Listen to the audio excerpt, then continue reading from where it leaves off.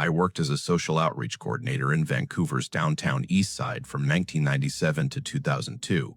That's not something I talk about much anymore, not because the work wasn't important. It was, but because of what I saw happen during those years, and what I didn't see until it was too late. The downtown east side isn't like other neighborhoods. It's maybe 6 blocks where everything that falls through society's cracks ends up pooling together. Drug addiction, poverty, mental illness, sex work, all of it compressed into a few city blocks. People don't end up there because they chose it. They end up there because every other option ran out. My job was to do outreach. That meant walking those streets at night, checking in with people, making sure they knew where the shelters were, where they could get clean needles, where they could eat.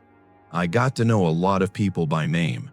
Sarah, who always sat on the corner of Hastings and Main with her dog. Michelle, who worked the stroll near Oppenheimer Park. Angela, who'd been trying to get clean for 3 years and kept relapsing. In the spring of 1997, Sarah asked me if I'd seen Michelle. I hadn't. Not for a few weeks, actually. Sarah said she'd been asking around and nobody had seen her either. That happens sometimes.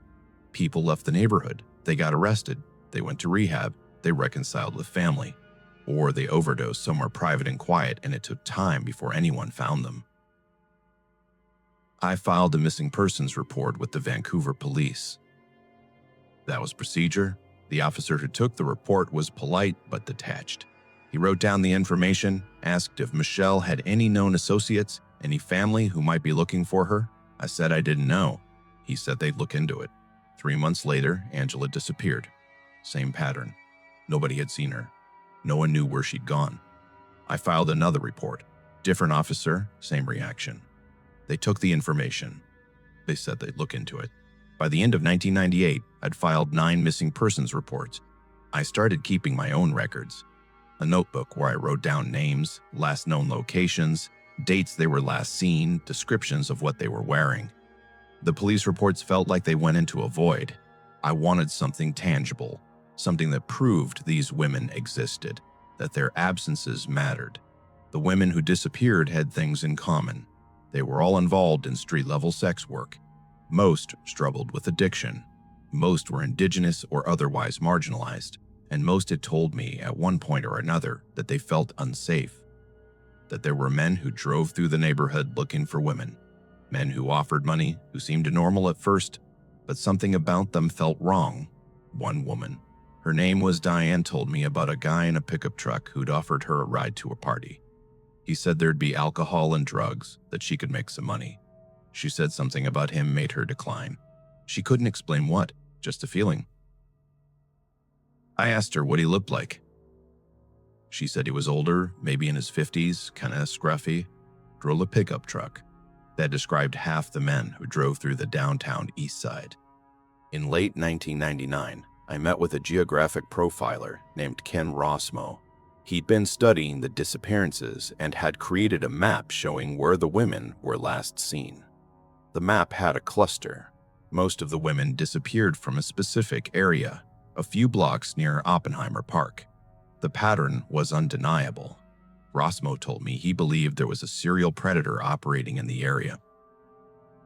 He'd presented his findings to the Vancouver Police Department. He said they thanked him for his input but didn't seem interested in pursuing it further. He seemed frustrated. He said something I remember clearly. These women are disappearing, and nobody seems to care because of who they are. I started talking to the women more directly, asking if anyone had noticed patterns, if certain men showed up repeatedly, if anyone had heard anything. One woman told me about a place out in Port Coquitlam. She said some of the girls talked about parties at a pig farm.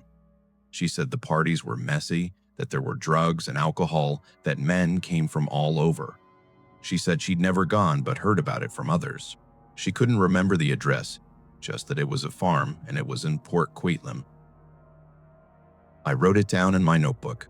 Pig farm, Port Coquitlam. It felt vague, useless, but I wrote it down anyway. By the end of 2000, I'd filed 18 missing persons reports.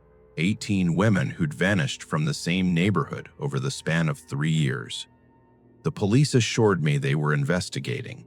They said many of these women lived transient lifestyles, that it was difficult to track people who moved frequently, who didn't have permanent addresses or family connections. I understood the challenges, but 18 seemed like more than transients. It seemed like a pattern. In early 2001, I heard that the VPD was planning a search of a property in Port Coquitlam. Someone had finally flagged the pig farm as a location of interest. I felt relief. Finally, something was happening. The search didn't happen. I don't know why. Budget issues, jurisdiction disputes, lack of evidence. I heard different explanations, but the search warrant was approved and then never executed. I remember sitting in my office that winter looking at my notebook. 18 names. 18 women who'd been part of the community, who I'd known personally, who'd smiled at me, who'd told me about their kids or their dreams of getting clean or their plans to leave the city. 18 people who were just gone. I kept working. I kept doing outreach. I kept filing reports. But I started to feel like I was documenting something nobody wanted to acknowledge, like I was writing names on a wall that no one would ever read. February 2002. I was doing my usual night rounds when I ran into a woman named Sheila. She looked shaken. She asked if I'd heard about the arrest. I hadn't. She told me police had raided a pig farm in Port Coquitlam. She said they'd found things. She didn't know what exactly, just that it was bad. She said everyone was talking about it. I went back to my office and called my contact at the VPD. He confirmed it. Robert William Pickton had been arrested. The property was at 953 Dominion Avenue in Port Coquitlam, the same pig farm I'd written down in my notebook over a year earlier. The details came out slowly over the following weeks. Not officially, the police were keeping things quiet during the investigation. But rumors spread, people talked, and what they said didn't sound real. They said the farm was massive, several acres. They said it had barns, trailers, a slaughterhouse. They said Pickton and his brother had been hosting parties there for years through something called the Piggy Palace Good Time Society. Parties where people from the community came, where there was drinking and drugs, where things happened that nobody talked about afterward. They said the police had found belongings, clothing, identification, personal items belonging to women who'd been reported missing. I pulled out my notebook and looked at the names. Some of them matched. The investigation took months. I heard they'd brought in forensic teams. They'd set up conveyor belts and soil sifters because they were treating the entire property as a crime scene. They were sifting through dirt, going through barns, searching every inch of the land. In June 2002, I heard something that made me physically ill. They'd found DNA evidence, not just from one woman, from multiple women. 33 different women had their DNA identified on that property. 33. I looked at my notebook again. I documented 18 disappearances. There were 33 DNA profiles. That meant there were women I hadn't even known were missing. Women who disappeared and no one had noticed, or no one had cared enough to report. The investigation continued through 2002 and 2003. More details emerged, though most were kept from the public during the legal proceedings. But people talked. Workers from the property talked. Police officers talked to journalists off the record. They said Pickton had kept pigs, a lot of pigs. They said that pigs will eat anything. They said that's why so few remains were found intact. They said the forensic teams had to use techniques usually reserved for archaeological digs because what they were looking for had been scattered, decomposed, or consumed. There was a public health warning. The province's health authority released a statement saying that between 1997 and 2002, meat from the Pickton farm may have entered the commercial food supply. They said it was a low risk, but that they couldn't rule out the possibility that pork containing human remains had been distributed and sold. I stopped eating pork after that, not because of the health risk. The chances were minimal, but because of what it represented. Because every time I saw pork in a grocery store, I thought about those women. I thought about the fact that they'd been processed like meat, like they were nothing. The trial happened in 2007. I followed it closely, though I couldn't bring myself to attend in person. The evidence presented was extensive. Pickton's DNA on victims' clothing, victims' DNA in his trailer, his workshop, his freezer, belongings of missing women found throughout the property. An undercover officer had been placed in Pickton's cell before trial. Pickton had talked freely. He'd told the officer he'd killed 49 women. He said he'd wanted to make it 50, an even number, but he'd gotten sloppy with the last one, and that's how he got caught. 49, not 18, not 33, 49. The jury convicted him on 6 counts of second-degree murder. Not first-degree, the prosecution couldn't prove premeditation to the standard required. 6 counts. The Crown had charged him with 26 murders total, but they proceeded with only 6 for the trial. After conviction, they stayed the remaining 20 charges. They said pursuing additional trials wouldn't serve justice, since he was already facing life imprisonment. 20 charges stayed. 20 families who'd never get their day in court. 20 women whose murders would never be formally acknowledged. There was an inquiry afterward. The Missing Women Commission of Inquiry in 2012. It examined how the police handled the investigations, why so many disappearances went unaddressed for so long, why warnings were ignored. The inquiry found blatant failures. It found that police jurisdictions, Vancouver, Port Coquitlam, RCMP, hadn't communicated effectively. It found systemic bias. It found that because the victims were predominantly Indigenous women involved in sex work and struggling with addiction, their disappearances weren't prioritized. It found that officers made assumptions about these women's lifestyles and concluded they'd simply moved on or weren't worth the resources to investigate. The inquiry found that Kim Rossmo, the geographic profiler who'd warned about a serial predator in 1998, had been dismissed. His analysis had been called inaccurate and inflammatory. He'd been pushed out of the department. The inquiry found that in 1997, officers had executed a firearms warrant at the Pickton property. They'd found belongings of missing women. They'd seen evidence, they'd reported it, and nothing had happened. The inquiry found that in 2000, a search warrant had been approved for the Pickton property based on evidence linking him to disappearances. The warrant was never executed. Budget constraints, jurisdictional issues, lack of follow-through. 4 more years. 4 more years where Pickton was free. 4 more years where women kept disappearing. I left social work in 2003. I couldn't do it anymore. Every time I walked through the downtown east side, I saw ghosts. I saw the corners where women used to stand, the doorways where they used to sleep, the alleys where they used to get high. I saw the spaces they'd occupied now empty. I still have the notebook. I've never thrown it away. 18 names in my handwriting. 18 women I knew personally. Some of the names matched the DNA profiles found at the farm. Some didn't. I don't know what happened to the ones who didn't match. Maybe they're still out there somewhere. Maybe they got clean and left the city. Maybe they're buried somewhere else. Pickton is still alive. He's serving his sentence at a federal institution. Life imprisonment with no possibility of parole for 25 years. That means in 2032, he'll be eligible for parole consideration. He'll be 80 years old. The Pickton property was demolished. The land was sold. I heard they built something else there, though I've never gone to see what. I can't bring myself to drive through Port Coquitlam. Sometimes I think about the parties, the Piggy Palace Good Times Society parties that happened in the converted slaughterhouse on that property. People danced there.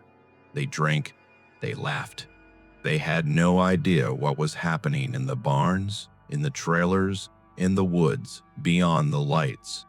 Or maybe some of them did know. Maybe some of them saw things and decided it wasn't their business. Maybe some of them heard things and told themselves they'd misunderstood. Maybe some of them suspected and said nothing because it was easier than acknowledging the truth. I think about Diane, the woman who told me about the man in the pickup truck who'd offered her a ride to a party. The party she declined because something felt wrong. I think about how close she came. I think about the instinct that saved her when so many others didn't have that same moment of hesitation. I think about the 18 women whose names are in my notebook. I think about the 33 DNA profiles. I think about the 49 victims Pickton claimed. I think about the 20 charges that were stayed. I think about the years between 1997 and 2002, when I was filing reports, when I was documenting disappearances, when I was trying to get someone to pay attention. I think about the search warrant that was approved in 2000 but never executed. I think about the 2 years between that decision and Pickton's arrest. I think about how many women disappeared in those 2 years. I don't work in social services anymore. I work in an office now doing administrative tasks that have nothing to do with people in crisis. It's quiet, it's safe, nobody disappears. But sometimes, late at night when I'm alone, I take out the notebook. I read the names. I remember their faces. I remember the conversations we had, the small kindnesses they showed each other, the way they looked out for one another in a world that had abandoned them. And I think about the fact that for 18 years, women vanished one by one from the same neighborhood, and the only people who noticed were other women just like them. The rest of us, police, social workers, politicians, the public, we noticed eventually. But by then, it was too late. By then, the monster had already fed.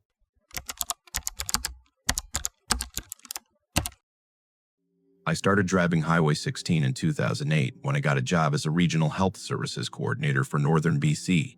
The position required traveling between Prince George and Prince Rupert, a 724-kilometer stretch of mostly empty highway cutting through some of the most isolated territory in the province.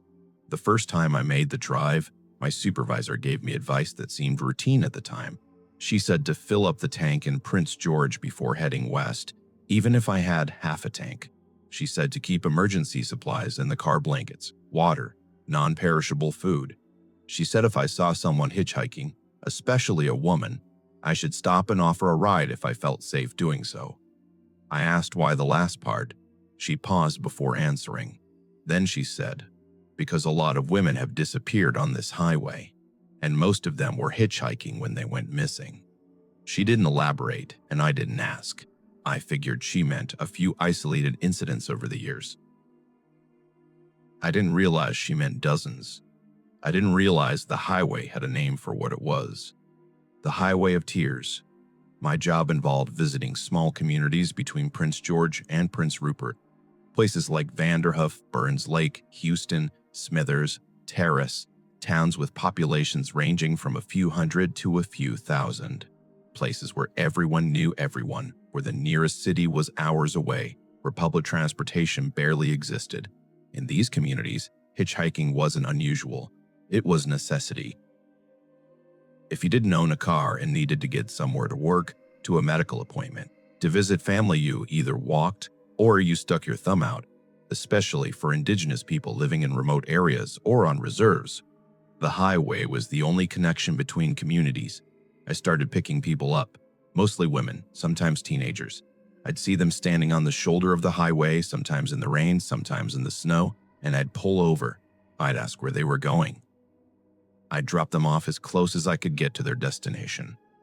They were always grateful, always polite, and almost always they'd mention how careful they had to be, how they wouldn't get into a car with certain types of men, how they developed instincts about which vehicles felt safe and which didn't, how they traveled in pairs when possible. One woman I picked up near Burns Lake told me she never hitchhiked after dark. She said that's when it was most dangerous. I asked what she meant. She said girls disappeared at night. She said everyone knew that. She said there were men who drove the highway looking for girls alone after dark. I asked if she'd reported this to the RCMP. She gave me a look that suggested I didn't understand how things worked. She said girls had been disappearing for decades. She said police knew. She said nothing changed. I started researching when I got home that night. What I found made me stop picking up hitchhikers for a while. Not because I was afraid of them, because I was afraid of what I was learning. The disappearances started in 1969. At least, that's when police records began documenting them. A woman named Gloria Moody was last seen hitchhiking near Prince George. She was never found. Since then, at least 40 women and girls had disappeared or been murdered along Highway 16. The victims were predominantly indigenous, some estimates said over 80%. Most were young, between 15 and 25. Most were last seen hitchhiking or walking along the highway. In 1974, 16-year-old Colleen McMillan disappeared. Her body was found near 100 Mile House. The case went cold for decades until DNA technology advanced. In 2007, they matched DNA from her murder to Bobby Jack Fowler, an American drifter who'd been traveling through BC in the 1970s. Fowler died in prison in Oregon in 2006 before he could be charged, but Fowler couldn't have killed all of them. The disappearances continued long after he left BC, which meant there were others. Multiple killers using the same hunting ground over decades. In 2005, the RCMP launched Project EPANA to investigate 18 unsolved cases along the highway dating from 1969 to 2006. 18 cases, millions of dollars in funding. Specialized investigators, advanced forensic technology. By 2016, they admitted they might never identify the killers. Time had passed. Witnesses had died or forgotten details. Evidence had died or forgotten details. The cases had gone cold decades ago, and even with modern resources, the trail was too old. I started keeping a list in my car, names of victims, dates they disappeared, locations they were last seen. I don't know why I did this. Maybe I wanted to remember them. Maybe I wanted to prove to myself that they were real people, not just statistics. In 2010, I was driving between Smithers and Terrace when I passed a memorial on the side of the highway. Someone had placed flowers, photos, and a handwritten sign that said, "Never forgotten." The photo showed a young woman smiling at the camera. Her name was written below, Madison Scott. Madison hadn't disappeared on Highway 16. She'd vanished from Hogsback Lake near Vanderhoof in 2011, but her memorial was on the highway because that's where people placed them. The highway had become a collective gravesite, a place to mourn everyone who'd been taken. I started seeing more memorials, small crosses, flowers tied to fence posts, photos laminated and stapled to trees, each one representing a person who'd traveled this road and never made it home. In 2012, I picked up a teenager outside Houston. She looked about 17. She said she was heading to Smithers to see her aunt. I asked if she hitchhiked often. She said sometimes when she had no choice. I asked if she knew about the Highway of Tears. She nodded. She said everyone her age knew. She said her mother had given her rules: never hitchhike alone, never get in a car with a single man, never travel after dark, always tell someone where you're going and when you expect to arrive. I asked if she followed the rules. She said she tried, but sometimes you had to make choices. Sometimes you had to make choices. Sometimes you were stuck somewhere and needed to get home. Sometimes the only ride available was one you weren't sure about. Sometimes you took the risk because the alternative was being stranded. She said something I still think about. We know it's dangerous, but what else are we supposed to do? Stop living our lives? In 2014, the crisis expanded.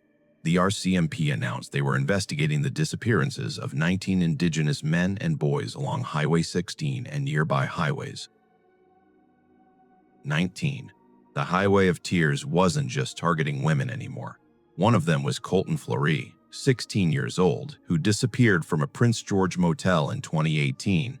Another was Lucas Dagernes, 14, who vanished in 2007. These weren't runaways. These were kids who disappeared without explanation. The pattern was the same: Indigenous, young, last seen near the highway, never found.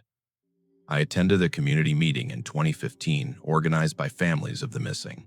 The room was full, maybe 200 people. Mothers, fathers, siblings, cousins, community elders. They'd come to share stories, to demand action, to keep the names of their loved ones alive. One woman stood up and spoke about her sister, who disappeared in 1989. She said police had treated it like her sister had just left town, like she'd chosen to vanish. She said they barely investigated. She said her family had searched the highway themselves, walking the ditches, looking in the woods, putting up posters in every town between Prince George and Prince Rupert. They never found her. Another woman spoke about her daughter who disappeared in 2006. She said the RCMP had been more responsive by then. There'd been media attention, public pressure. Project E-Peanut was active, but still, her daughter was never found. She said she'd driven Highway 16 hundreds of times since then, looking at the trees, wondering if her daughter was out there somewhere in the forest. The meeting lasted 3 hours. By the end, I'd heard dozens of stories. Each one followed a similar pattern. A loved one disappeared. Police investigated minimally or not at all. Families searched on their own. Years passed with no answers. Grief turned into anger. Anger turned into exhaustion. What struck me most was how many families said the same thing. Police had treated their missing loved ones as if they'd chosen to disappear. As if being indigenous, being poor, struggling with addiction, or involved in sex work meant you were disposable, meant your disappearance didn't warrant the same resources, the same urgency, the same care as someone else's missing child. One elder stood up near the end and said something I wrote down in my notebook. She said, "Our women have been disappearing for 50 years. 50 years. And the highway is still taking them. When does it stop? When do our lives matter enough for someone to make it stop?" Nobody had an answer. I kept driving Highway 16 for work. I kept offering rides when I saw someone hitchhiking. But the highway felt different after that meeting. Every time I passed a memorial, every time I saw flowers on the roadside, every time I drove through a stretch of dense forest with no cell service and no other cars visible, I thought about the women who disappeared there. The highway is beautiful in a harsh way. Dense boreal forest on both sides, mountains in the distance, rivers cutting through valleys. It's the kind of landscape that looks pristine and untouched. But underneath that beauty is isolation, long stretches where you can drive for 30 minutes without seeing another vehicle. Places where, if something happened to you, nobody would know, nobody would find you. In 2016, I picked up a woman outside Terrace. She was probably in her 50s, carrying a backpack and a small duffel bag. She said she was heading to Prince Rupert to visit her daughter. We talked for a while about nothing significant: weather, work, family. Then she asked if I'd heard about the latest disappearance. I hadn't. She said a young woman had gone missing from Smithers 2 weeks earlier. Early 20s, indigenous, last seen walking along Highway 16 at night. I asked if police were investigating. She said they were, but the family wasn't optimistic. She said it was the same pattern. Young indigenous woman, Highway 16. No witnesses, no leads. She was quiet for a moment, then said, "You know what the worst part is? It's that we're not even surprised anymore. When we hear someone's missing, we just think, another one. Like it's normal, like this is just how things are." I didn't know what to say to that. She continued, "My daughter won't hitchhike. I taught her not to. But she has friends who do because they don't have a choice. And every time she tells me one of her friends is hitchhiking somewhere, I think about whether I'll hear she made it safely or whether she'll be the next one." I dropped her off in Prince Rupert. She thanked me for the ride. Before she closed the door, she said, "You're one of the good ones. Thank you for stopping." After she left, I sat in my car for a while thinking about what she'd said. One of the good ones. As if offering a ride something that should be basic human decency was exceptional. As if the bar for being a safe person was so low that simply not murdering someone made you noteworthy. In 2018, I attended a vigil in Prince George for the families of the missing and murdered. It was held in a community center, and the room was packed. Photos of the victims lined the walls, dozens of faces, mostly young women, all smiling in their pictures. The kind of photos families keep from birthdays, graduations, family gatherings. Photos taken before anyone knew these would become memorial images. Families spoke. They shared memories. They talked about who their loved ones had been: daughters, sisters, mothers, friends, people with dreams, with plans, with lives that mattered. One woman spoke about her sister who disappeared in 2003. She said her sister had been hitchhiking from Smithers to Prince George to attend a job interview. She never arrived. The family searched for months. They put up posters. They organized search parties. They drove the highway looking for any sign of her. 15 years later, they still didn't know what happened. No body, no evidence, no closure. just absence. She said something that stayed with me. People ask me how I keep going without knowing. I tell them I don't have a choice. She's still my sister. She's still missing. Until we find her, I can't stop looking. The vigil ended with a moment of silence. 2 minutes of complete quiet while everyone in that room thought about the women and girls and men and boys who'd been taken by the highway. 2 minutes that felt like hours. I drove home that night on Highway 16. It was late after 10 p.m. The highway was dark, illuminated only by my headlights. I didn't see any other cars for long stretches. I kept my doors locked. I kept my speed steady. I didn't stop except for gas. And I thought about how different that drive was for me compared to the women who'd disappeared. I had a reliable vehicle. I had a full tank of gas. I had a cell phone, even if service was spotty. I had people expecting me home. I had privilege that protected me in ways I'd never fully understood until I started learning about the Highway of Tears. The women who disappeared didn't have those protections. Many didn't own vehicles. Many couldn't afford gas if they did. Many came from communities where poverty made options limited. Many were traveling out of necessity to get to work, to medical appointments, to see family. They weren't taking risks for adventure. They were taking risks to survive. In 2019, the National Inquiry into Missing and Murdered Indigenous Women and Girls released its final report. It called the disappearances and murders a genocide. It made 231 calls for justice, including recommendations for improved police response, better transportation infrastructure in rural areas, and systemic changes to address the root causes that made Indigenous women vulnerable. I read the report. It was over 1,000 pages. It detailed decades of systemic failures, racism, indifference, and neglect. It confirmed what families had been saying for years. Their loved ones' lives hadn't been valued. Their disappearances hadn't been prioritized. The systems that should have protected them had failed catastrophically. The report made recommendations. Politicians gave statements. There were promises of change. But the highway kept taking people. In 2021, I stopped working the northern routes. I took a position that kept me in Prince George. I don't drive Highway 16 anymore unless I absolutely have to. When I do, I see the memorials. More of them now than when I started. Flowers and crosses and photos and names. The highway has become a monument to loss, a 724-kilometer reminder of how many people have vanished and how little has changed. I think about the teenager I picked up outside Houston in 2012. The one who said, "We know it's dangerous, but what else are we supposed to do? Stop living our lives?" I wonder if she's still safe. I wonder if she's still hitchhiking when she has no choice. I wonder how many times she's gotten into a car and felt that moment of fear, wondering if this is the ride that doesn't end well. I think about all the women I picked up over the years. The ones who thanked me for stopping. The ones who told me about their rules for staying safe. The ones who said they were careful but admitted that sometimes careful wasn't enough.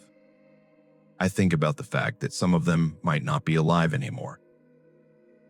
That statistically, given how many people have disappeared from Highway 16, it's possible I gave someone their last safe ride. It's possible the next car they got into was the one that killed them. I still have the list I kept in my car. Names, dates, locations. 40 women and girls officially documented. 19 men and boys. 59 people total, though some estimates put the real number much higher, maybe 80, maybe more. People who disappeared and were never reported. People whose families didn't know who to tell or didn't think anyone would care. The Highway of Tears isn't just a place. It's a failure. A failure of systems, of society, of basic human decency. It's 55 years of women and girls and men and boys vanishing into the wilderness while the rest of the country looked away because the victims were indigenous, were poor, were marginalized, were deemed not worth saving. And the worst part, the part that keeps me awake sometimes, is that it's still happening. The highway is still taking people. The memorials are still growing. The families are still searching. And somewhere out there, someone is standing on the shoulder of Highway 16 with their thumb out, hoping the next car that stops is driven by someone safe, hoping they're one of the lucky ones.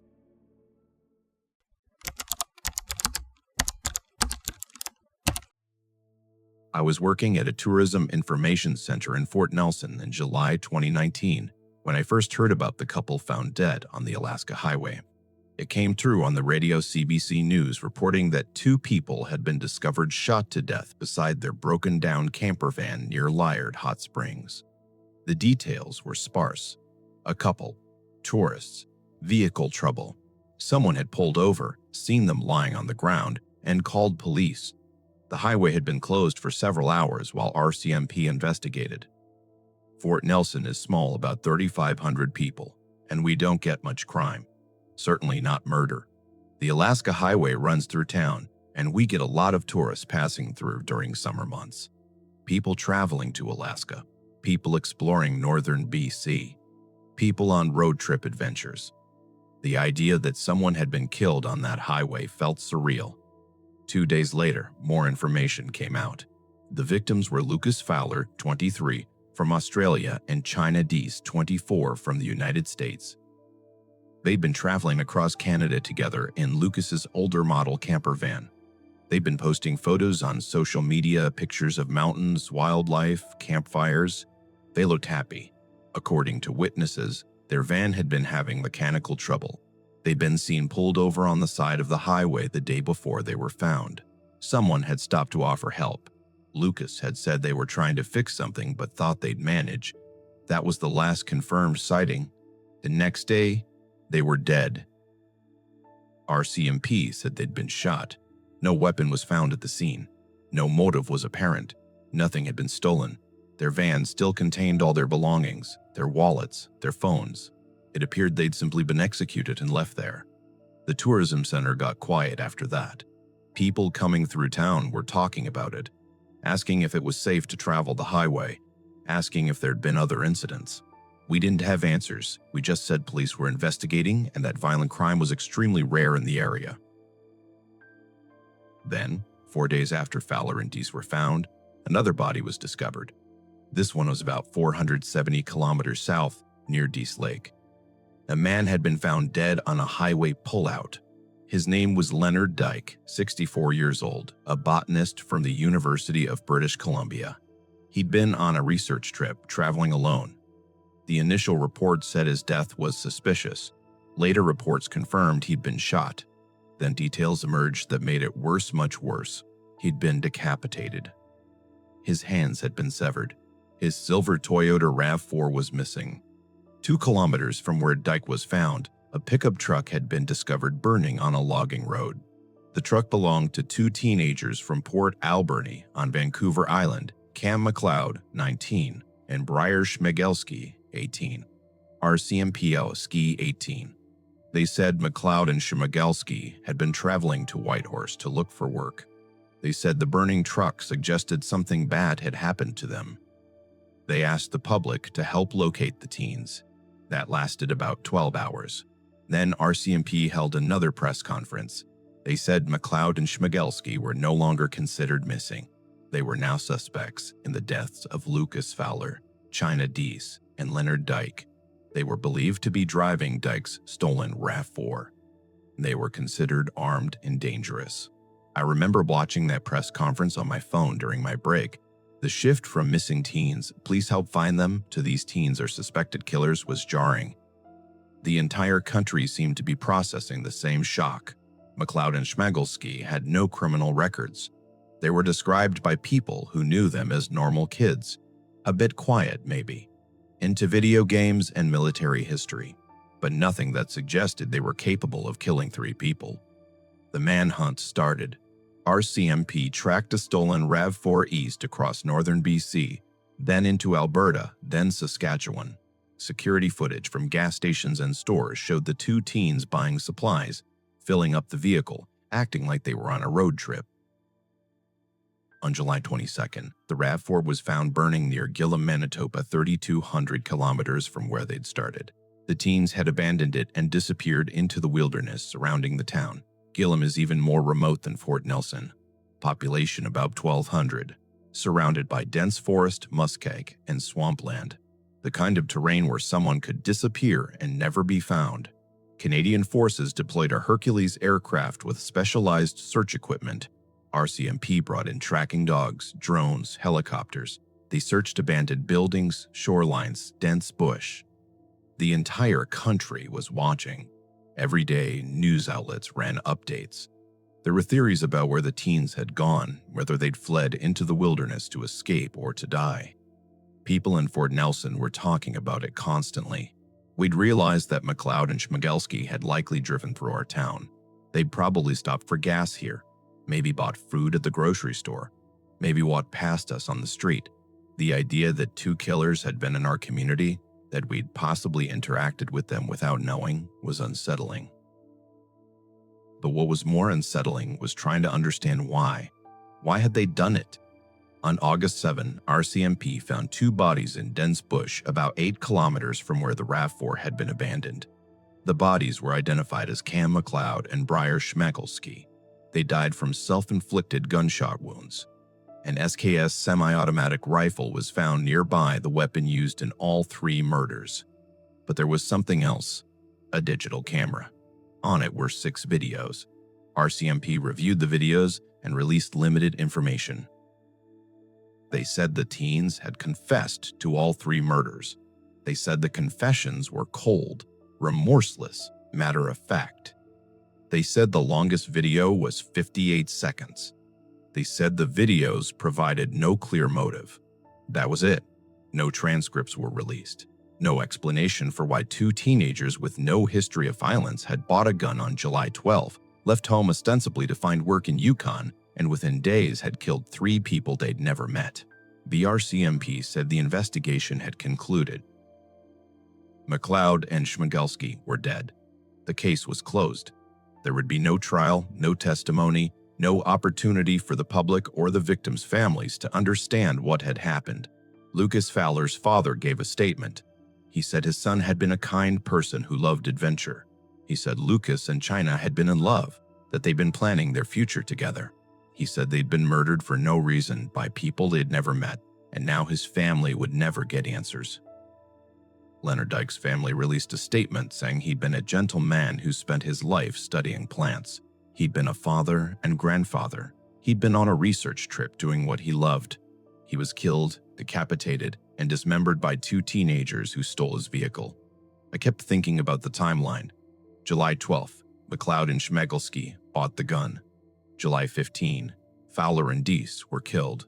July 15, Fowler and Deese were killed. The murders happened over the span of 4 days. 3 people dead in 4 days. And according to police, the teens had discussed additional plans. They talked about hijacking a boat and traveling to Europe or Africa. They talked about killing more people along the way. The only reason they stopped was because they ran out of road. They reached the end of the Manitoba wilderness with nowhere else to go, and they killed themselves. The tourism center stayed quiet for the rest of that summer. Fewer people driving through, fewer questions about scenic routes and camping spots. More questions about whether it was safe, whether there was anything to worry about. I didn't know how to answer that. The killers were dead. The immediate threat was gone. But the questions remained. Why had it happened? What had turned 2 seemingly normal teenagers into killers? I started reading everything I could find about McLeod and Schmiegelski. Not because I was morbid, but because I needed to understand. I needed some explanation that made sense. Cam McLeod had graduated from high school in 2018. He'd worked at Walmart. Friends described him as quiet, into video games, a bit of a loner, but not threatening. His parents had separated when he was young. He'd lived with his father. Briar Schmiegelski was still in high school when the murders happened. He'd recently turned 19. He was also described as quiet, interested in military history and firearms. He'd posted on social media about guns, about survivalism, about wanting adventure. Nothing that seemed particularly alarming in isolation. But in hindsight, people wondered if there had been warning signs. The 2 had been friends since childhood. They'd grown up together in Port Alberni, a small Vancouver Island town of about 18,000 people. The kind of place where everyone knew each other, where there wasn't much to do, where young people often talked about leaving to find something more exciting. On July 12th, they purchased the SKS rifle from a private seller. It was legal, they had licenses. The seller later told police the transaction had been normal. The teens had been polite, knew what they were looking for, paid cash, and left. Nothing unusual. That same day, they left Port Alberni, telling family they were driving to Whitehorse to look for work. McLeod had told his father they'd secured jobs at an oil rig. It wasn't true. There were no jobs. Later, police determined they'd never intended to work. The entire story had been a cover. What had they intended? Nobody knows for certain, but based on the videos and what police revealed, it seems they'd planned something violent from the start. The gun wasn't for protection, it was for killing. 3 days later, they encountered Lucas Fowler and China Deese on the Alaska Highway. I kept thinking about that encounter. What had happened? Had the teens seen the broken-down van and pulled over to help, then decided to kill them? Had it been premeditated, a plan to find victims and execute them? Had there been an interaction that escalated? The RCMP never released those details. They said the investigation was complete, the case was closed, and further information wouldn't serve the public interest. But families wanted to know. Lucas Fowler's father flew from Australia to Canada multiple times trying to get answers. He wanted to understand what had happened to his son in those final moments. He never got answers. 4 days after Fowler and Deese, the teens killed Leonard Dyke. This one seemed more calculated. They needed a new vehicle. Their truck had been seen near the first crime scene, and they knew it could be traced. Deke was alone, traveling in a nice SUV, vulnerable. The decapitation and severing of hands suggested they were trying to delay identification, make it harder for police to figure out who he was, buy themselves more time to run. It worked briefly, but not long enough. I wondered what Dyke's last moments were like. He was a botanist. He spent his life studying plants, contributing to scientific knowledge, teaching students. He was 64 years old.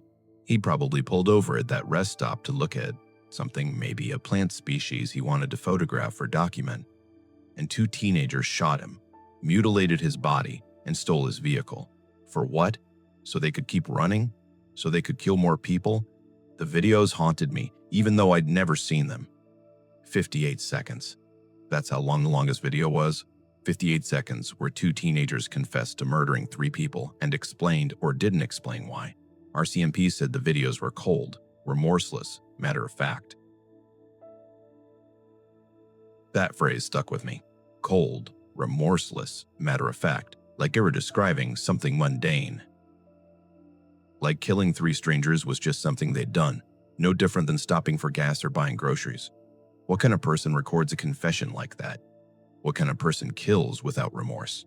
And how do 2 people, 2 friends, 2 kids from the same small town both become that kind of person at the same time? I read interviews with criminologists and psychologists trying to explain it.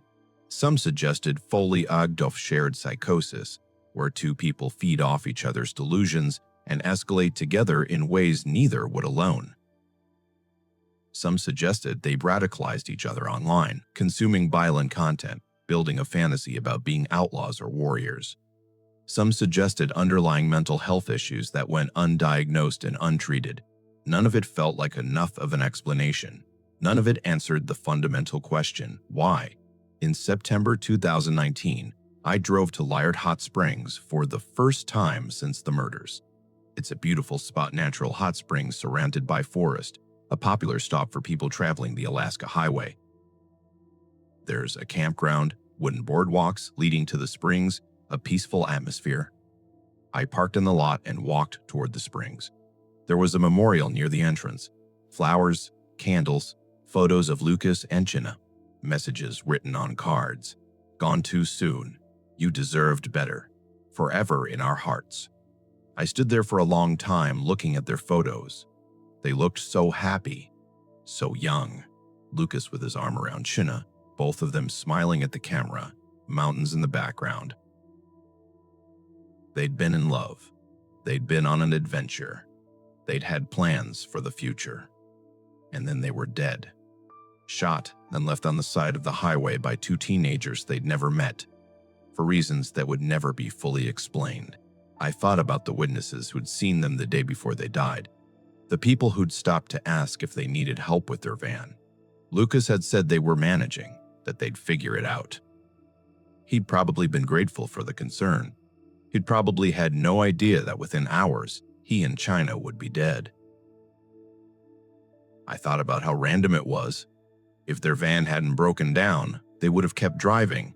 If they'd broken down somewhere else, maybe someone different would have stopped. If they'd accepted help from one of the earlier witnesses and gotten their van fixed, they would have been gone before McLeod and Schmigelski arrived. But none of those things happened. Instead, they broke down in that specific spot at that specific time, and two killers found them. I drove back to Fort Nelson thinking about chance, about how much of life is just random timing, about how Lucas and China had made every reasonable decision they were traveling during daylight on a major highway with supplies and a plan. They'd done nothing wrong, and they died anyway. Leonard Dyke had done nothing wrong either. He was a botanist on a research trip. He was doing his job, pursuing his passion, and he died because two teenagers needed his vehicle. The randomness of it was almost worse than if there had been a motive. At least with a motive revenge. Money, jealousy, there's a logic, however twisted. But this was just chaos.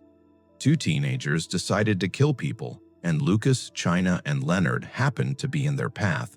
In October 2019, Schmigelski's father gave an interview. He said his son had been bullied in school, had struggled socially, had felt like an outsider. He said Breyer had been interested in violent video games and Nazi history, but he hadn't thought it was serious. He said he wished he'd seen warning signs, wished he'd done something differently. The interview was painful to watch. A father trying to understand how his son became a killer, trying to find explanations in childhood struggles and teenage interests, trying to reconcile the kid he'd raised with the person who'd murdered 3 strangers. But even he couldn't explain it. Even he didn't know why. McLeod's family stayed silent. They released one statement expressing condolences to the victims' families and asking for privacy. They didn't give interviews. They didn't try to explain. Maybe they couldn't. Maybe there was nothing to say. I thought about Port Alberni, a town of 18,000 people, now known as the hometown of 2 killers. A place where people would forever associate the name with what McLeod and Schmigelski had done. How does a community process that?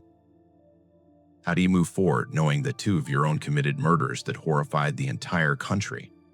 The tourism center eventually got busy again. By the next summer, people had mostly moved on. They drive through Fort Nelson on their way to Alaska, ask about camping and fishing, take photos of the scenery. The murders became something that had happened, a tragic event in the past, not an active threat. But I never moved on from it completely. Every time someone asked about the Alaska highway, I thought about Lucas and Chenna. Every time I saw a camper van pulled over on the side of the road, I thought about how vulnerable they'd been.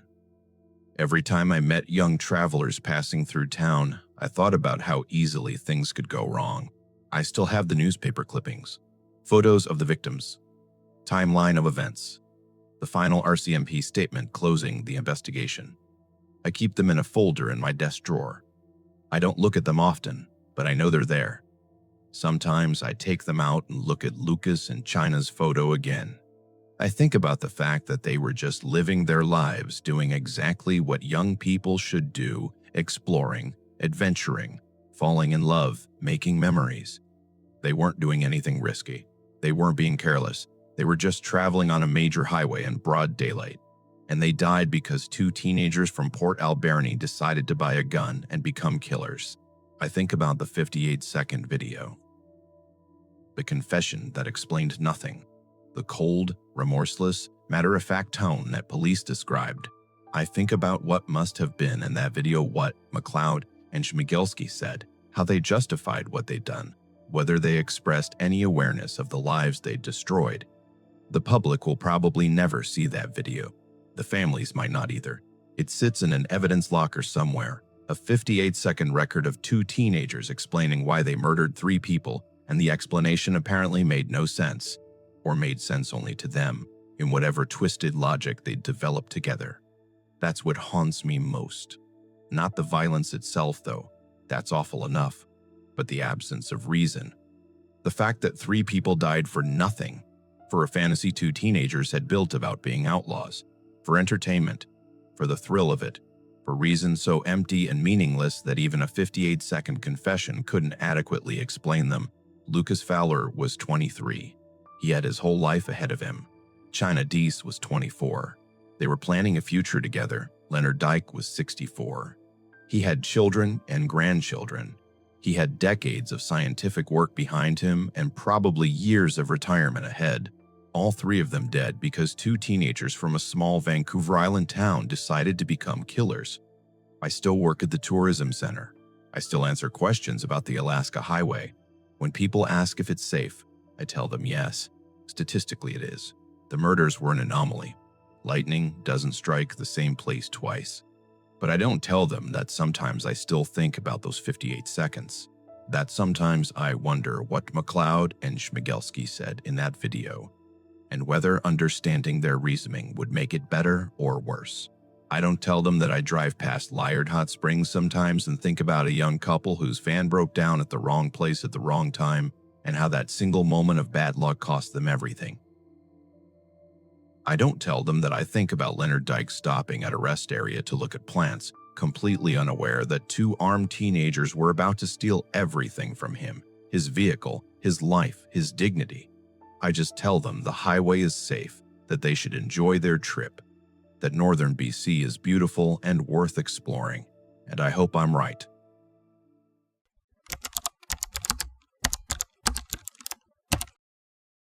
I was working the night shift at the First Leader Pub in Prince George on August 1st, 1989. It was a Tuesday, slow like most weeknights. The usual regulars scattered around the bar, a few stragglers playing pool in the back. Nothing remarkable. Ronald Jack came in around 9 o'clock. I'd seen him before. He'd been coming in semi-regularly for a few weeks, always nursing 1 or 2 beers, making them last. He was 26. Looked tired most of the time. Word around the pub was that he was out of work, had a wife and 2 young kids, was trying to find something to keep them afloat. That night he sat at the bar and ordered a beer. He seemed more tense than usual, kept checking his watch, looking toward the door like he was expecting someone or hoping someone would show up. Around 10:30 a man walked in. I noticed him because he stood out tall, maybe 6'4" or taller, heavy build, reddish-brown hair, and a full beard. He wore a red, checkered work shirt and a ball cap. He looked like a logger or someone who worked outdoors. He scanned the room, spotted Ronald, and walked over. They talked for maybe 20 minutes. I couldn't hear most of the conversation. The jukebox was playing. People were talking. But I could see Ronald's body language change. He'd been slumped over his beer, defeated looking. As they talked, he sat up straighter. He started nodding, asking questions. The stranger was doing most of the talking, gesturing with his hands like he was explaining something.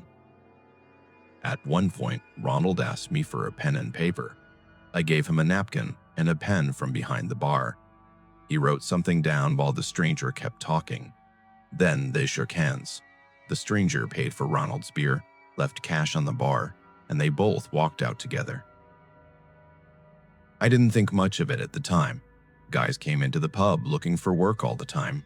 Contractors and logging companies sometimes recruited directly from bars, especially for short-term jobs.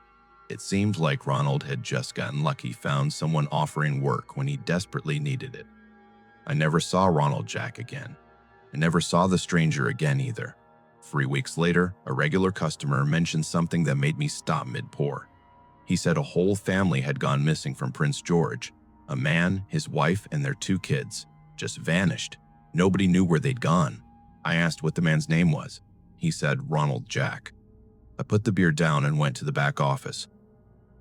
I found my shift manager and told him about the night Ronald had been in the pub, about the stranger who talked to him, about how they'd left together.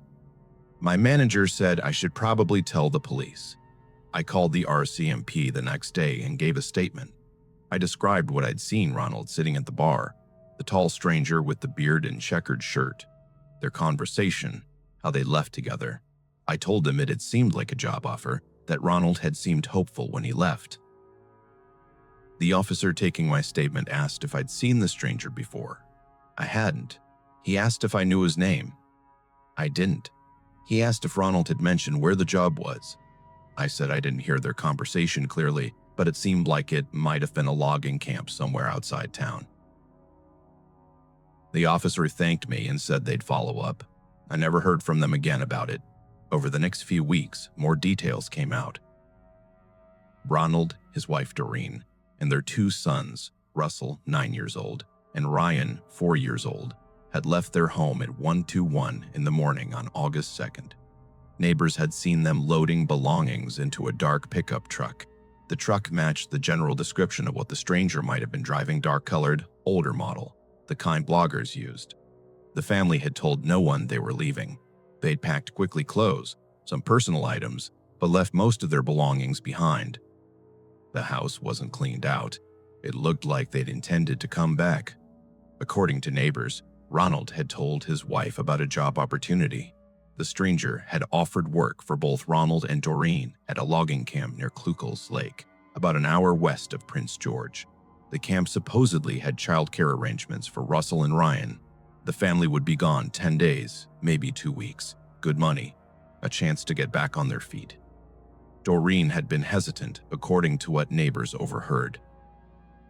She'd ask questions about the camp, about the childcare, about how they'd get paid. Ronald had assured her it was legitimate. He said the man seemed professional, that the opportunity was too good to pass up. At 1:21 a.m., they'd loaded into the stranger's truck and driven away. That was the last confirmed sighting of the Jack family. RCMP searched the Klukel's Lake area extensively. They contacted logging companies operating in the region. None of them had hired Ronald and Doreen Jack. None of them had records of a work camp that matched the description. None of them knew anything about a tall, bearded man in a red checkered shirt recruiting workers from Prince George pubs. The camp didn't exist. The job didn't exist. The stranger had lied. I started having trouble sleeping after I learned that.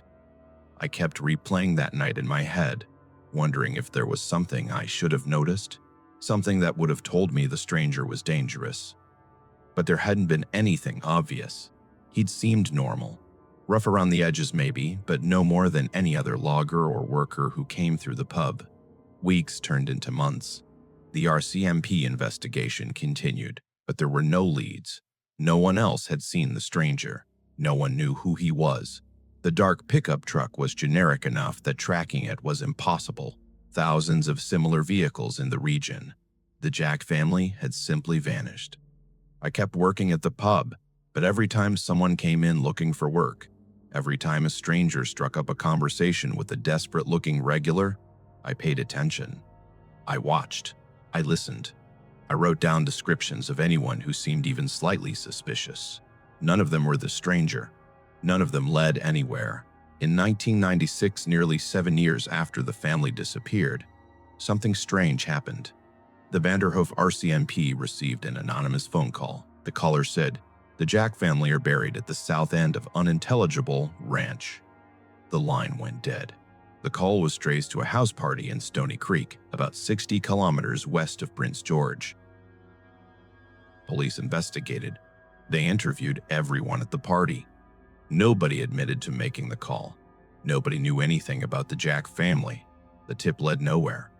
But someone knew. Someone at that party, or someone had been there briefly, or someone who'd used the phone knew what the Jack family was buried. They'd called to tell police, and then they'd disappeared back into anonymity.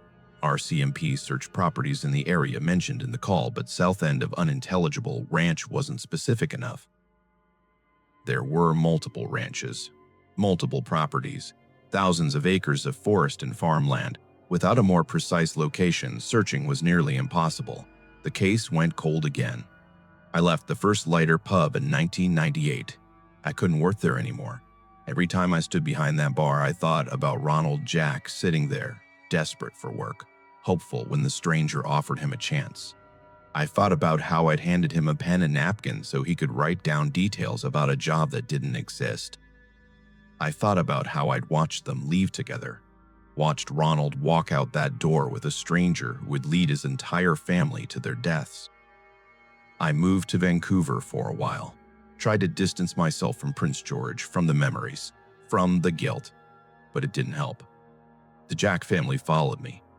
I'd see families with young kids, boys around 9 and 4 years old, and I'd think about Russell and Ryan. I'd wonder what their last moments were like, whether they'd been scared, whether they'd understood what was happening. In 2003, I moved back to Prince George. I told myself it was because of work opportunities, because the city was growing, because Vancouver was too expensive. But really, I came back because I needed to be where it happened. I needed to be in the place where the Jack family had last been seen, as if proximity would somehow help me understand. I started going to the library, reading through old newspaper archives. The coverage of the disappearance had been extensive at first front page news for weeks. The articles included photos of the family. Ronald with his arm around Doreen, Russell and Ryan smiling at the camera, a normal family. People you'd see at the grocery store or the park. People who shouldn't have just disappeared. The early articles were hopeful. Search continues for missing family. RCMP following leads in Jack case. But as months passed, the tone shifted. No new developments in Jack disappearance. Family still missing after 6 months. Eventually, the articles stopped. The case faded from public attention, but not from the families. Doreen's mother gave an interview in 1995, 6 years after the disappearance. She talked about how she still called Doreen's old phone number sometimes just to hear the disconnected message. She talked about how she couldn't accept that her daughter and grandsons were gone. She said she knew they were dead. She wasn't delusional, but without bodies, without proof, without knowing what happened, she couldn't grieve properly. She was stuck in limbo. Ronald's sister gave an interview around the same time. She said the not knowing was the worst part. She said if she knew they'd died quickly, if she knew they hadn't suffered, maybe she could find peace. But she didn't know. Nobody knew.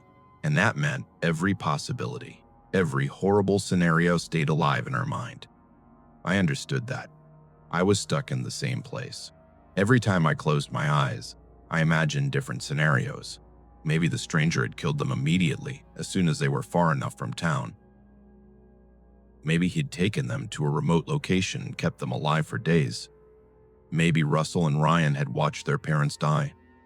Maybe the family had been separated. Maybe they'd died together. Not knowing which scenario was real meant all of them felt real. In 2010, I read that RCMP had reopened the case with a cold case unit. They were using new investigative techniques, reviewing old evidence, conducting fresh interviews. I felt a surge of hope. Maybe after 21 years, they'd finally find something. They interviewed me again. A different officer this time, younger, with a digital recorder instead of a notepad. I told him the same story I'd told in 1989. The stranger in the checkered shirt. The conversation with Ronald. The way they'd left together. The officer asked if I'd remembered any new details. I hadn't. It had been over 20 years. The memory was still clear. I'd replayed it so many times it was burned into my mind, but there were no new details to offer. He thanked me and said they'd be in touch if anything developed.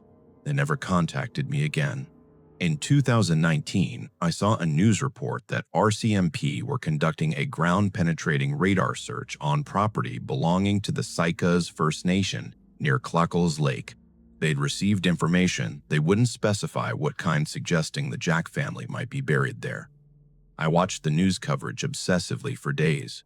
Crews working in the forest, radar equipment being moved across the ground, officials giving carefully worded statements about following leads and remaining hopeful. A week later, they announced the results. Nothing.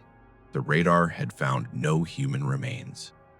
The search had been thorough, but there was no evidence the Jack family had been buried in that location.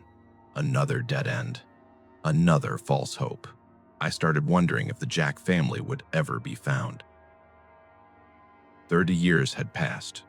Whoever killed them, the stranger from the pub, assuming he was the killer, could be dead by now. He could have died years ago, taking the location of the bodies with him. Or he could still be alive, living somewhere else, carrying the secret. The 1996 phone call haunted me. Someone knew where they were buried. Someone had enough conscience or guilt or fear to make that call, but not enough to stay on the line, not enough to give specific details, not enough to ensure the family would be found. Why call at all if you're not going to help? Why give partial information? Was it guilt? Was it someone trying to ease their conscience without fully confessing? Was it the killer himself playing games with police?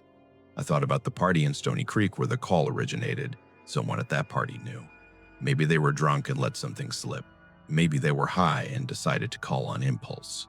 Maybe they'd been carrying the secret for 7 years and couldn't hold it anymore, but couldn't fully let it go either.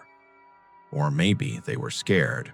Maybe they knew what happened to the Jack family, knew where they were buried, but were terrified of what would happen if they came forward completely, terrified of the person who killed them, terrified of becoming the next victim.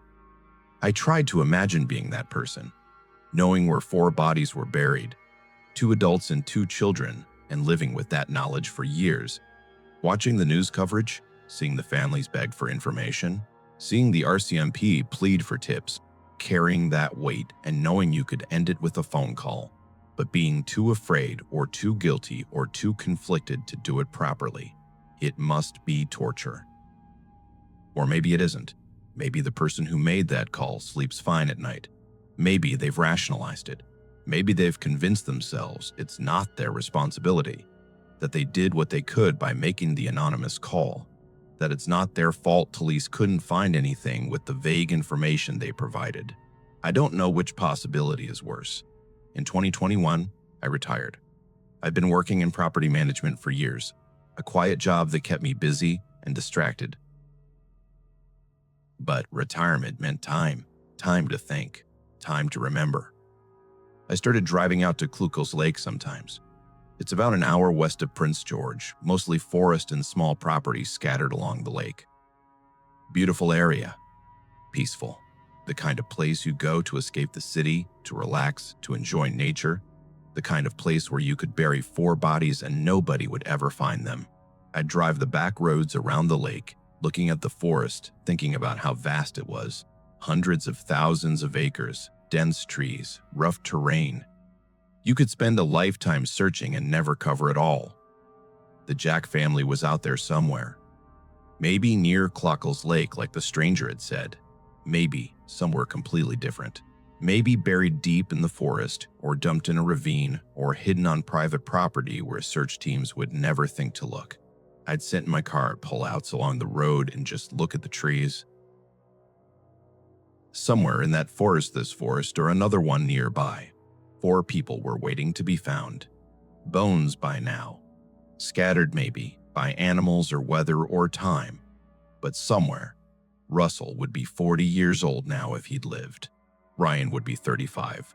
They'd have lives, careers, maybe families of their own. Instead, they were children forever. 9 and 4.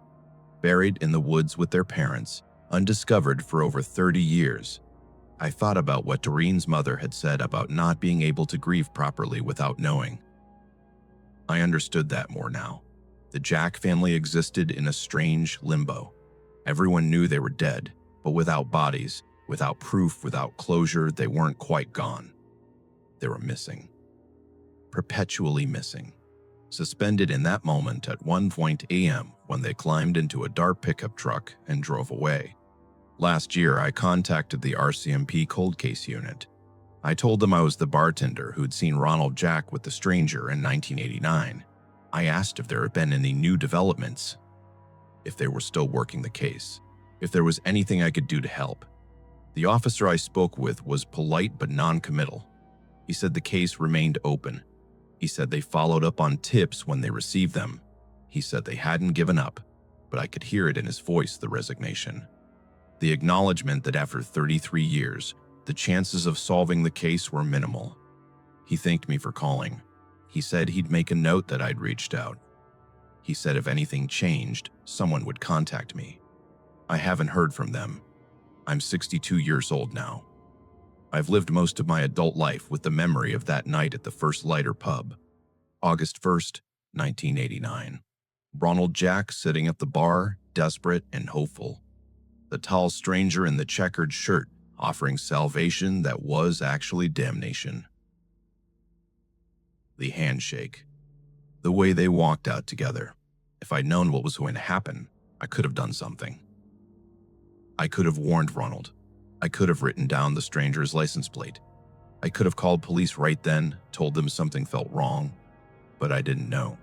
Nobody knew. The stranger looked like 1,000 other men. The job offer sounded like 100 other opportunities discussed in that pub. There was nothing obviously sinister about it. Nothing that screamed danger. That's what I tell myself anyway. Most days, I believe it. Some days, I don't. The Jack family disappearance is the first and only case of its kind in Canadian history. An entire family vanishing without a trace. No bodies, no evidence, no resolution. Just 4 people who got into a truck at 1:2021 in the morning and were never seen again. 35 years later, the case is still open. The RCMP still officially considers it an active investigation. But active doesn't mean progressing. It just means unsolved. Somewhere in British Columbia, in a forest, on a property, in a place only one person knows. Ronald Jack, Doreen Jack, Russell Jack, and Ryan Jack are buried. They've been there since August 1989, waiting to be found. Waiting for someone to give them back to their families. Waiting for the person who made that anonymous phone call in 1996 to find the courage to call again. This time with specific coordinates. I don't think it's going to happen. Too much time has passed. The stranger is probably dead. The person who made the phone call has probably convinced themselves that their obligation ended with that single anonymous tip. The forest has kept it secret for 35 years, and it's likely to keep it forever. I still live in Prince George. I still drive past the First Lighter pub sometimes, though it's under different ownership now. Different name. I look at the building and think about that night. About Ronald sitting at the bar. About the moment that changed everything for his family, the moment that erased them from existence. I think about Russell and Ryan, 9 and 4 years old. They'd be middle-aged men now. They'd have memories, experiences, entire lives behind them. Instead, they have nothing, just a spot in the forest somewhere, unmarked and unknown, where their remains have been slowly returning to the earth for 35 years. Sometimes, I wonder if the stranger thinks about them. If he's still alive, does he remember? Does he feel remorse? Does he lie awake at night thinking about the family he killed? Or has he moved on, buried the memory along with the bodies, convinced himself it never happened or that they deserved it somehow, or that it doesn't matter anymore? I don't have answers. Nobody does. That's the horror of it. Not just that 4 people died, but that they died in complete anonymity. They vanished so thoroughly that even their deaths are uncertain. They exist now only as a story, a cautionary tale, a cold case file in an RCMP office somewhere, and as a memory in the mind of an old bartender who handed Ronald Jack a pen and napkin on the last night of his life, who watched him walk out of a pub with a stranger who did nothing because there was nothing obvious to do. I don't work anymore. I don't go out much. I spend a lot of time alone, thinking about things I can't change. The Jack family is always there, in the back of my mind. 4 ghosts who won't leave. Sometimes, when it's very quiet, I think I can hear them. Not literally. I'm not losing my mind, but metaphorically. They're calling out from wherever they are, asking to be found. Asking someone to care enough to keep looking. Asking someone to bring them home. 35 years of silence, 35 years of waiting. And still, nobody knows where they are.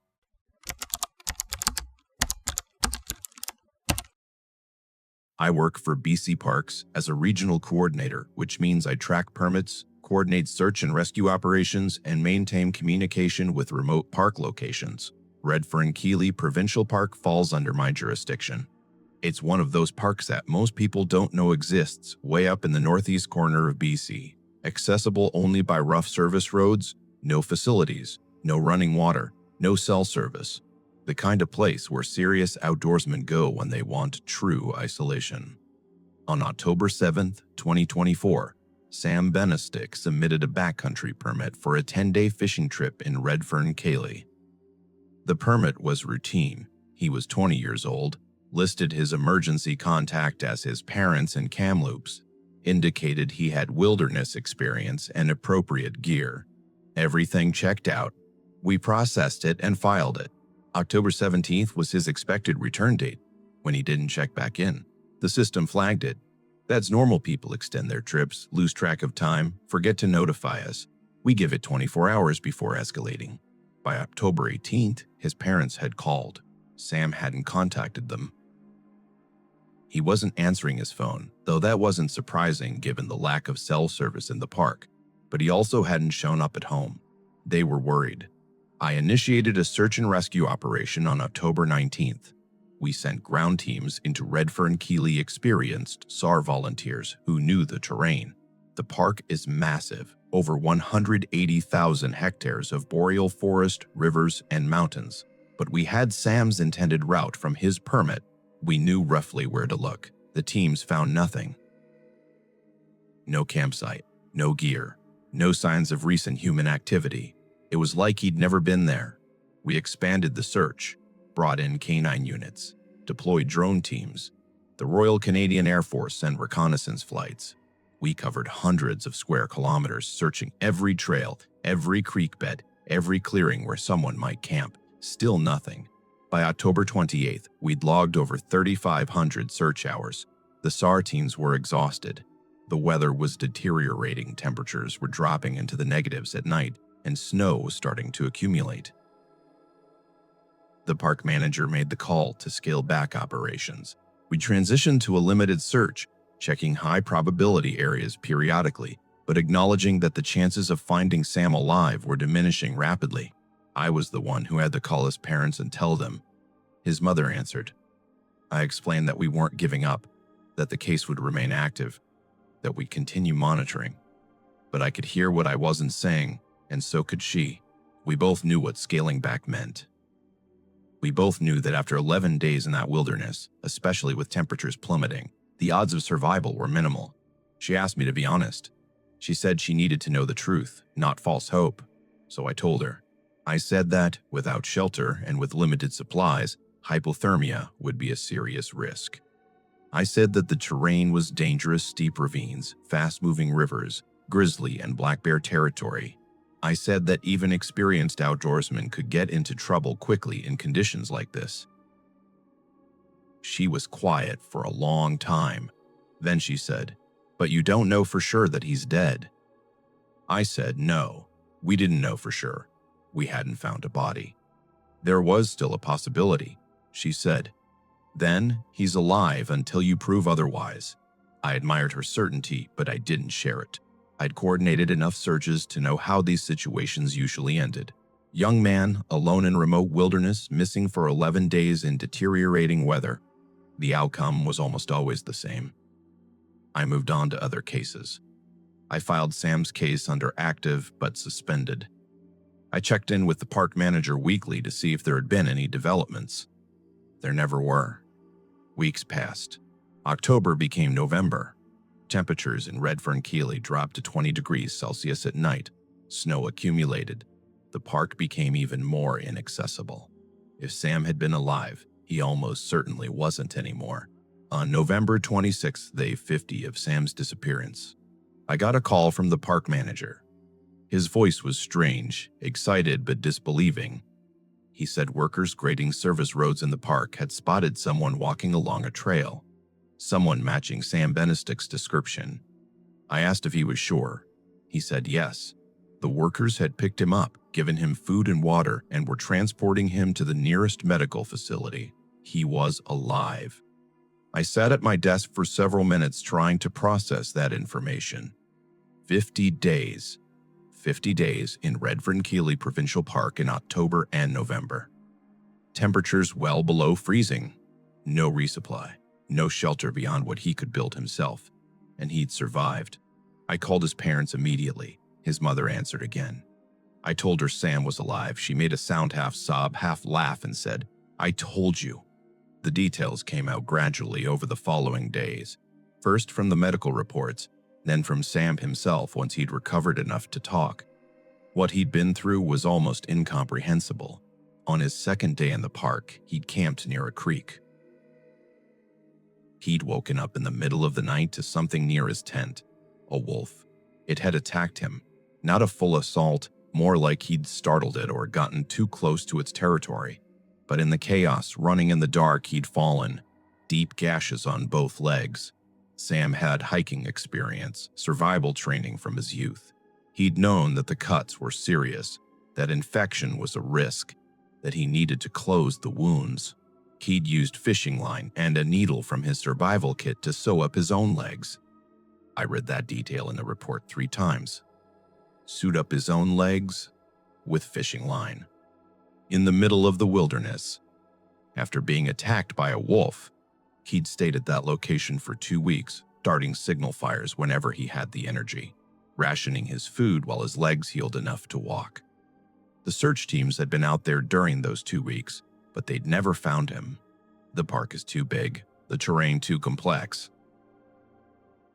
He'd been there, injured and waiting, while helicopters flew overhead and ground teams searched kilometers away. When his legs had healed enough to move, Sam had relocated to lower elevation. He'd found a dried creek bed and built a shelter. He'd stayed there for 3 more weeks, eating the last of his peanut butter, trying to make it last, knowing that once it ran out, he'd have nothing. When the food was gone, he'd started walking. 5 days straight through deep snow, supporting himself with walking sticks he'd fashioned, his sleeping bag cut up and wrapped around his legs for warmth. He believed he was walking toward the Alaska Highway. He'd been disoriented, navigating by instinct and hope more than any real sense of direction. The workers who'd spotted him said he looked like he'd walked out of a nightmare, stumbling along the service road, barely able to stand, wrapped in tattered gear, supporting himself with sticks.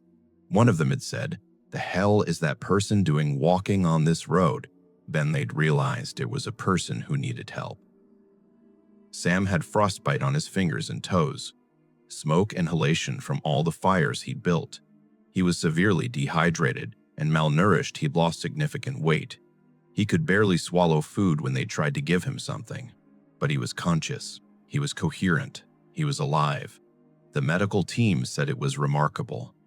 50 days in those conditions, injured with minimal supplies. Most people wouldn't have survived 2 weeks. Sam had made it 7. I drove up to the hospital where they'd taken him a few days after his rescue. I wanted to meet him, to understand how someone survives something like that. His parents were there, obviously. His mother looked like she hadn't slept in weeks, which she probably hadn't. But she was smiling. Sam was in bed, looking thin and tired but alert. I introduced myself, explained my role in coordinating the search. I told him we'd looked for him for weeks, that we'd covered as much ground as we could, but that the park had swallowed him completely. He nodded. He said he'd heard the helicopters. He'd seen the search planes. He'd known people were looking. But by the time he'd realized he needed to signal more aggressively, his strength was limited. The fires he'd made weren't big enough or positioned well enough to be seen from the air. The terrain had hidden him. I asked him what the hardest part was. He thought about it for a while. Then he said, "The cold, and the not knowing if I was going the right way." I kept thinking I was heading toward help, but I couldn't be sure. Every day I walked, I wondered if I was actually getting farther away. I asked if he'd ever thought he wasn't going to make it.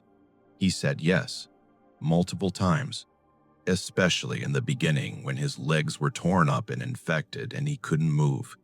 He'd thought about giving up, just staying in one place, conserving energy, hoping someone would find him. But he'd realized that wasn't a plan. That was just waiting to die. So he'd moved, even when it hurt, even when he was exhausted, even when he had no idea if he was going the right direction. Because movement was the only thing that gave him a chance. His story made national news. People called it miraculous. They said he was lucky. They praised his survival skills and his determination. But I kept thinking about something else. I kept thinking about how we'd searched for him with helicopters, drones, dogs, experienced ground teams. We'd logged 3,500 hours. We'd covered hundreds of square kilometers, and we'd found nothing. Sam had been there the whole time, injured, building fires, trying to signal for help, and we'd missed him. That bothered me more than I expected. We'd done everything right. We'd followed protocols. We'd deployed appropriate resources. We'd searched thoroughly. But the wilderness had hidden him so effectively that even with all our technology and expertise, we couldn't find him. It made me realize how easy it is to disappear in BC's backcountry. How someone can be right there trying to be found and still remain invisible.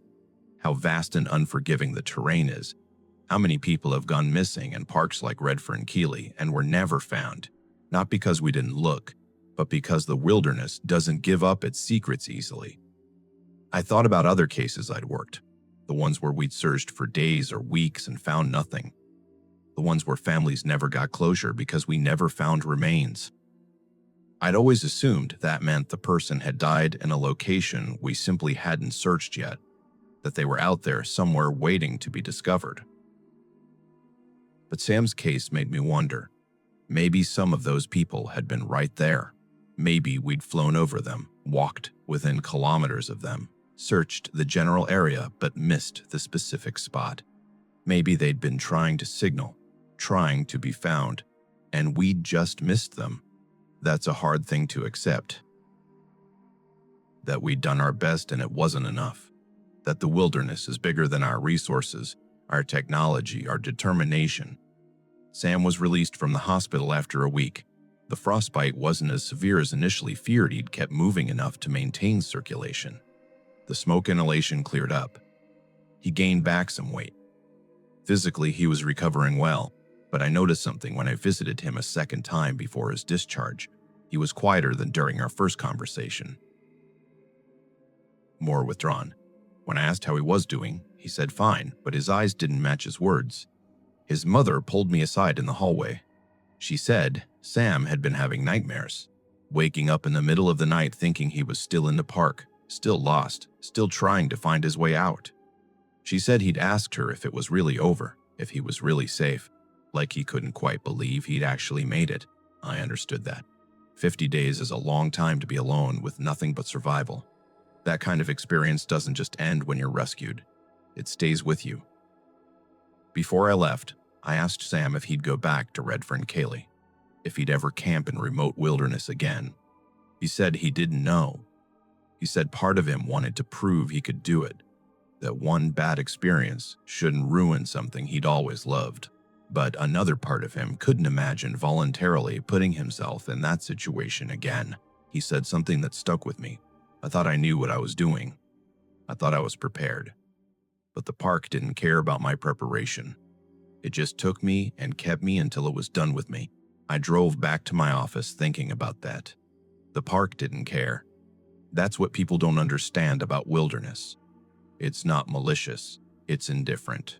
It doesn't matter if you're experienced or inexperienced, prepared or unprepared, lucky or unlucky. The wilderness operates according to its own rules, and humans are just variables in an equation we don't control. Sam had done almost everything right. He'd filed a permit. He'd brought appropriate gear. He'd known basic survival skills. He'd stayed calm when injured and made rational decisions about how to survive. And he'd still nearly died. He'd still spent 50 days suffering in isolation, not knowing if anyone would ever find him. The wolf attack was bad luck. But even without that, anything could have gone wrong. A twisted ankle, a sudden storm, a wrong turn that led him deeper into the backcountry instead of toward civilization. The margin between a successful trip and a disaster is sometimes incredibly thin. I started reviewing our search protocols after Sam's case. I wanted to understand how we'd missed him. I pulled the maps showing where our teams had searched, where the helicopters had flown, where the drones had covered. Sam's initial campsite, the creek where the wolf had attacked him, was within our search area. We'd had teams within 2 kilometers of that location. But 2 kilometers in dense forest might as well be 100. If Sam had been incapacitated, if he couldn't signal effectively, if the terrain blocked our view, we could walk right past him and never know. The shelter he'd built in the dried creek bed was outside our primary search zone. We'd focused on higher probability areas, established trails, known camping spots, locations listed on his permit. The creek bed was off-route in terrain we wouldn't expect someone to travel through. He'd gone there because he was injured and disoriented, trying to find safety wherever he could. But from our perspective, it was an unlikely location. By the time he'd started his 5-day walk toward what he thought was the Alaska Highway, our active search had already been scaled back. We transitioned to periodic checks rather than continuous coverage. He'd been walking through areas we weren't monitoring anymore because we'd already searched them and found nothing. Everything we'd done was reasonable, but reasonable isn't the same as successful. I presented my findings to the regional SAR coordinator. I suggested we needed to expand our search protocols for cases like this, assume people might travel farther off-route when injured, maintain active searches longer, cover a wider radius even in low probability areas. He listened, then pointed out what I already knew. Resources are limited. We can't search everywhere. We can't maintain full operations indefinitely. We have to make decisions about where to focus efforts based on probability and available manpower. Sometimes those decisions mean we miss people. He said, Sam survived because he's exceptional. Most people in his situation wouldn't. We searched where most people would be. He was somewhere most people wouldn't have reached. That's not a failure of protocol. That's just the reality of wilderness search and rescue. He was right, logically, but it didn't feel right emotionally.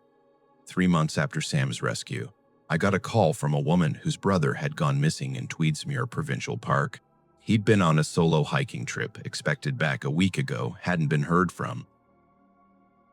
She wanted to know what we were doing to find him. I explained our search protocols. I told her we had teams in the field, that we were covering his planned route and expanding outward, that we were using all available resources. I tried to sound confident, but in my head, I was thinking about Sam, about how we'd searched for him with everything we had and found nothing, about how he'd been out there for 50 days trying to be found and we'd missed him, about how he'd only survived because of exceptional luck and skill, and even then it had been close. The woman's brother was found 4 days later, deceased, hypothermia. He'd fallen into a ravine trying to navigate back to the trail. He'd probably died within the first few days of being missing. Our search teams had been within a kilometer of his body on multiple occasions, but the ravine was deep and heavily forested. We hadn't seen him. I made the notification call to his sister. I told her we found him, that I was sorry for her loss, that we'd done everything we could. She thanked me, actually thanked me, for our efforts and for finding him, so his family could have closure. After I hung up, I sat in my office thinking about the difference between Sam's case and this one. Both men had been missing in remote wilderness. Both had been searched for extensively. Both had been difficult to locate, but Sam had survived and this man hadn't. Why? What was the difference? Sam had been out there 7 times longer. He'd been injured worse the wolf attack, the gashes on his legs. He'd been just as isolated, just as exposed to the elements. By all logic, Sam should have died too, but he hadn't. He'd sewn up his own legs with fishing line.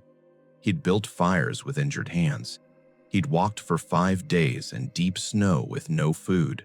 He'd done things that most people couldn't do, wouldn't think to do, wouldn't have the mental strength to do. And even then, it had been close. The workers who found him said he'd been on the verge of collapse. Another day, maybe 2, and he wouldn't have made it. The margin between life and death had been that thin. I started looking at other cases in BC Parks' history. Missing persons who were never found. Bodies that were discovered months or years after someone disappeared. Seizures that ended without resolution. The numbers were sobering. In the past 20 years, over 200 people had gone missing in BC's backcountry. About 60% were eventually found alive or deceased. The other 40% were never recovered. They're out there somewhere, in the forests and mountains, their locations unknown. Some of those cases involved people who were unprepared, who made poor decisions, who took unnecessary risks. But many involved experienced outdoorsmen who did everything right and still disappeared. The wilderness didn't discriminate based on experience or preparation. It took people regardless. I thought about Sam's comment. The park didn't care about my preparation. It just took me and kept me until it was done with me. That's what the wilderness does. It takes people. Sometimes it gives them back. Sometimes it doesn't. And we, the search and rescue teams, the park coordinators, the families waiting for news, we do our best to find them. But our best isn't always enough. 6 months after his rescue, Sam contacted me. He said he wanted to meet to talk about what happened. I agreed, thinking he wanted closure or had questions about the search efforts. We met at a coffee shop in Prince George. Sam looked healthier than the last time I'd seen him. He'd gained back the weight. The frostbite damage had healed. He looked like a normal 20-year-old again, but there was something different in his eyes, something harder. He told me he'd been having trouble adjusting since the rescue, that everything felt too easy now, that normal problems, traffic, work stress, minor inconveniences seemed trivial compared to what he'd been through, that he'd survived something most people couldn't comprehend, and now he didn't know how to exist in a world where people complained about their Wi-Fi being slow. He said he tried talking to friends about it, but they didn't understand. They'd say things like, "I can't imagine what you went through," or "You're so brave," or "It must feel good to be back to normal." But he wasn't back to normal. He didn't think he'd ever be normal again. I asked him what normal meant to him now. He thought about it for a long time. He said, "Normal is knowing that you can die at any moment and there's nothing you can do about it. Normal is understanding that all the preparation and planning and caution in the world doesn't guarantee safety. Normal is realizing that the universe doesn't care if you live or die, and survival is just luck and stubbornness." He said most people live their whole lives without really understanding that. They think if they're careful, if they make good decisions, if they follow the rules, they'll be safe. But Sam knew better now. He knew that safety is an illusion, that control is an illusion, that you can do everything right and still end up sewing your own legs together with fishing line in the middle of nowhere, wondering if anyone will ever find your body. I didn't know what to say to that, because he was right. Everything he'd said was absolutely right. The wilderness had taught him a truth that most people never learn. We're fragile. Luck matters more than skill, and the margin between life and death is terrifyingly thin. He asked me if I'd been surprised that he survived. I said yes, honestly. He nodded like he'd expected that answer. He said, "I was surprised too. Every morning I woke up and realized I was still alive. I couldn't believe it. I kept thinking today would be the day I didn't wake up, that my body would finally give out, that the cold would get me, that I'd fall and break something and that would be it." He said he'd made plans for dying. When he'd been walking those last 5 days with no food, he'd thought about where he wanted his body to be found. He'd wanted it to be somewhere visible, somewhere searchers would eventually spot him, so his parents wouldn't have to wonder forever what happened. He'd tried to stay near the service roads for that reason, but then the workers had found him alive instead, and all those plans for dying became irrelevant. He'd survived. Against odds he still didn't fully understand, he'd survived. I asked him if he regretted going on the trip, if he wished he'd stayed home, avoided the whole ordeal. He said no. He said the trip had taught him something valuable, even though it had almost killed him. It had shown him what he was capable of. It had proven that when everything went wrong, when he was injured and alone and convinced he was going to die, he could keep going. He could survive. But he also said he'd never go back to Redfern Keeley. He couldn't. Every time he thought about that park, he saw the creek where the wolf attacked him, the shelter where he'd lived for 3 weeks, the endless snow he'd walked through. The park had become synonymous with suffering in his mind, and he couldn't separate the two. We talked for another hour about other things, his plans for the future, whether he'd continue wilderness activities, how his parents were handling everything. Eventually, we said goodbye. He thanked me for meeting with him, said it had helped to talk to someone who understood the operational side of what had happened. I watched him walk away thinking about how different he looked from the person in the hospital bed 6 months earlier. Physically recovered, but fundamentally changed. The wilderness had marked him in ways that would never fully heal. I still coordinate search and rescue operations for BC parks. I still file permits and track missing persons and deploy teams when someone doesn't return. Sam's case is in my files, marked as resolved, a rare success story in a field that sees too many tragedies. But I think about it more than any other case I've worked. I think about how close we came to never finding him. How if those workers hadn't been grading that specific service road on that specific day, Sam would have collapsed somewhere in the forest and died alone. How the difference between him living and dying was pure chance, the right people in the right place at the right time. I think about the 50 days he spent out there. The wolf attack on day 2. The self-surgery. The weeks in the shelter eating ration peanut butter. The 5-day walk through snow with no food. Every single one of those moments where he could have died and didn't. And I think about all the other cases. The ones where people didn't survive. The ones where we searched and found nothing. The ones where families are still waiting for answers. The wilderness of British Columbia is vast beyond comprehension. Millions of hectares of forest and mountains where humans are temporary visitors at best. We've built trails and parks and safety systems, but underneath all that infrastructure is something wild and indifferent. Something that takes people and sometimes gives them back and sometimes doesn't. Sam survived 50 days in that wilderness. He crawled out broken and half dead but alive. He beat odds that should have killed him. But he knows, and I know, that it wasn't skill or preparation that saved him in the end. It was luck. Pure, random, inexplicable luck. And luck runs out eventually. For everyone, the wilderness is patient. It is all the time in the world.